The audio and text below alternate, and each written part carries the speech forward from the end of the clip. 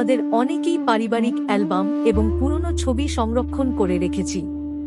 কেউ কেউ এমনকি আমাদের পদবি পরিবর্তন করার জন্য অর্থ ব্যয় করেছেন।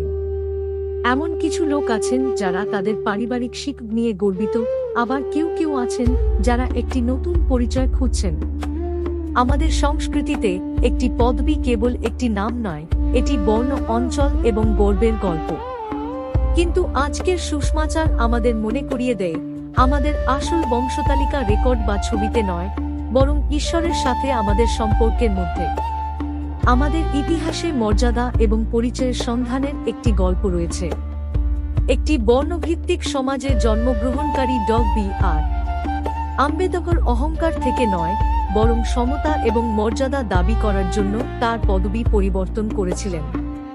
তিনি বলেছিলেন, আমি সমাজের অগ্রগতি পরিমাপ করি নারীদের অগ্রগতি দ্বারা। তাঁর জীবন একটি নতুন নামের দিকে যাত্রা ছিল না, বরং ন্যায়, বিচার, সত্য এবং বিশ্বাসের মাধ্যমে একটি নতুন পরিচয়ের দিকে যাত্রা ছিল।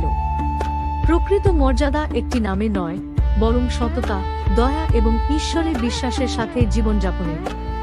আমরা আমাদের নাম পরিবর্তন করে অতীতকে এড়াতে পারি, কিন্তু আমাদের আসল পরিচয় পাওয়া যায় খ্রিস্টের সাথে আমাদের সম্পর্কের মধ্যে, যা সমস্ত মর্যাদার উৎস।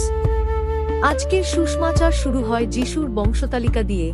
দাউদের পুত্র, অব্রাহামের পুত্র যিশু খ্রিস্টের বংশতালিকা, মথি 1। এটি কেবল নামের তালিকা নয়, বরং ঈশ্বরের বিশ্বস্ততার গল্প। অব্রাহাম ও দাউদের প্রতি ঈশ্বরের প্রতিশ্রুতি যিশুর মধ্যেই পূর্ণ হয়। তিনি হলেন মশীহ, ত্রাণকর্তা এবং দাউদের সিংহাসনের উত্তরাধিকারী। বংশতালিকা ঈশ্বরের পরিকল্পনা প্রজন্মের পর প্রজন্ম ধরে প্রকাশিত হওয়া এবং খ্রিস্টের মধ্যেই পূর্ণ হওয়ার চিত্র তুলে ধরে। এটি যিশুকে রক্তের আত্মীয় হিসেবে দাবি করার বিষয় নয়, বরং এটি যিশুকে সকলের ত্রাণকর্তা হিসেবে বর্ণনা করে, কেবল একটি পরিবার বা উপজাতির জন্য নয়।